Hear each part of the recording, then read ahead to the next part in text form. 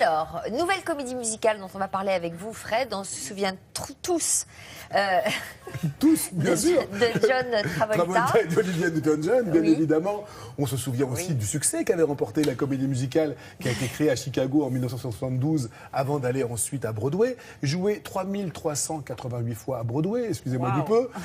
Ils ont reçu 7 Tony Awards. Les Tony Awards, c'est l'équivalent d'un Oscar pour la comédie musicale. Donc ça a été vraiment célébré d'abord en tant que comédie musicale. On parle de Grease. On parle de Grease, bien sûr. De la fièvre du samedi soir. Non, Grease, qui n'a rien à voir avec la fièvre du samedi soir. Ça n'a rien à voir, non, c'était après. Grease, Olivia Newton-John. Oui, c'était avec les mêmes acteurs, c'est pour ça Voilà. qu'il y a 12 méprises. Il y a Olivia cette méprise Newton-John avec Travolta. Roland de me sauver sur cette affaire. Mais c'était après. Effectivement, il y a eu d'abord la fièvre du samedi soir et Grease ensuite. Grease, ça a été au box-office en 78 sorti. On fête les 30 ans de Grease et le théâtre Mogador qui avait donc brûlé l'an passé. On se souvient, il y avait eu un tragique accident. La scène de ce magnifique théâtre avait brûlé.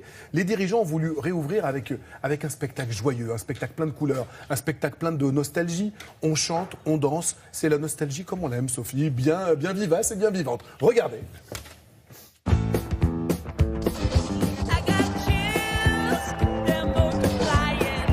On a tous dans la tête et dans le cœur le duo mythique Olivia Newton-John et John Travolta dansant et chantant jusqu'au bout de la nuit.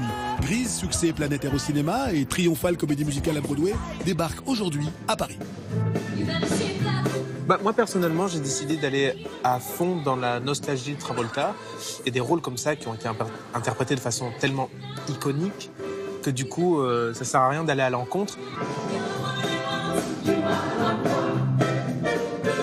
Et vous, Alizée, Olivia Newton-John était dans votre biberon?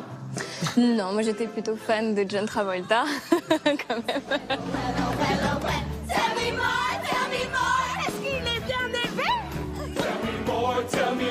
Est-ce qu'elle est bien roulée? C'est Roméo et Juliette sur fond de cheeseburger et de gomina. Ouais, c'est un peu résumé comme ça, mais c'est surtout que tous les opposent à la base. Elle est d'un milieu catholique, très propre sur elle. Lui, c'est le voyou, c'est le chef de bande. Puis il va la séduire parce qu'elle va réussir à la sagir et puis il va réussir, lui, à lui donner un petit côté rebelle. Hello, baby! Je vous ai manqué. Ici Vince Fontaine, votre animateur préféré. Sébastien, vous incarnez Vince. Vous pouvez me le décrire comment? Alors c'est un rocker déjà, c'est Johnny Hallyday on peut dire, c'est une vedette, l'idole des jeunes, qui à la fin de sa carrière, vers la fin de sa carrière, s'est reconverti en animateur radio. Vous n'êtes pas un peu le plus ancien de la bande? C'est gentil Fred. En fait je suis le seul de la bande qui ait vu le film quand j'étais né quoi, voilà. Vous avez été bercé par ces chansons-là? À moi complètement. Moi j'ai grandi en regardant Grease et la fièvre du samedi soir, donc Travolta c'était une idole de jeunesse. Et justement en parlant des chansons, c'est très émouvant je trouve de les interpréter avec un orchestre complet en live sur scène dans une salle comme celle-ci. Là en plus on les découvre aussi en français certaines, donc ça apporte quelque chose de différent à l'interprétation. Je m'accroche à toi.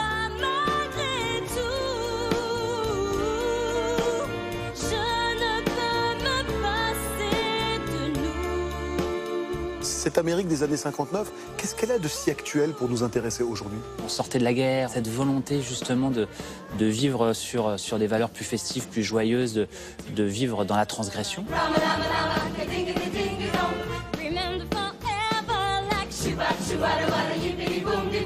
Je pense que les générations d'aujourd'hui, c'est ce qu'elles vivent aujourd'hui, et peut-être l'inconfort de l'avenir est assez proche de ce qu'ils avaient à l'époque.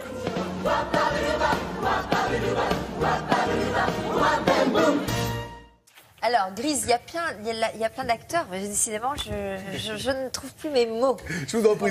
Oui, effectivement, Grease, c'est une comédie musicale qui a porté chance à de nombreux acteurs. Alors, Richard Gere a démarré à Londres, doublure dans Grease du personnage de Danny, qu'incarnait John Travolta au cinéma.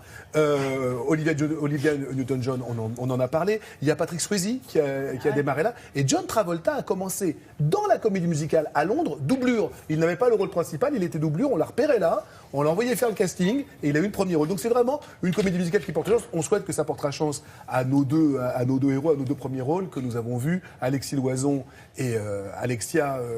Alexia, le nom va me revenir tout de suite. Alexia. Le nom, Alizé.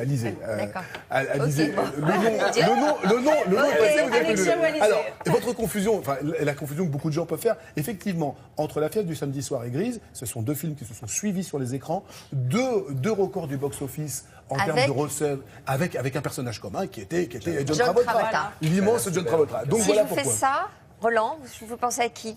Sylvie Vartan.